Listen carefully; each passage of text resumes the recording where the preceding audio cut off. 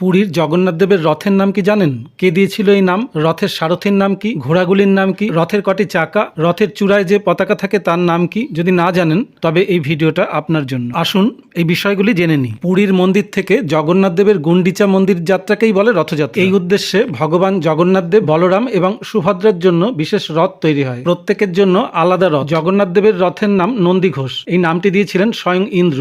বলরামের রথের নাম তালোধ্বজ এবং সুভদ্রার রথের নাম দেবদলন বা পদ্ম রজগণ্য। এর মধ্যে জগন্নাথ দেবের রথ সবচেয়ে বড়। রথটি 45.5 ফুট লম্বা। এই রথটি লাল ও হলুদ রঙের। জগন্নাথ দেবের রথে 16টি চাকা। চাকার পরিধি 6 ফুট 6 ইঞ্চি। চাকার রং হলুদ। যে রশি দিয়ে টানা হয় সেটি আসলে শঙ্খচূড় নামক এক সাপ। জগন্নাথ দেবের রথের সারথীর নাম দারুক। 4টি ঘোড়ার নাম শঙ্খ, বলাতক, শ্বেত ও হরিদাক্ষ। জগন্নাথ দেবের রথের চূড়ায় যে ধ্বজা লাগানো থাকে তার নাম তৈলক্য মোহিনী। এই যাত্রায় সমস্ত ধর্ম ও বিশ্বাসের মানুষ তার দর্শন। জয় জগন্নাথ।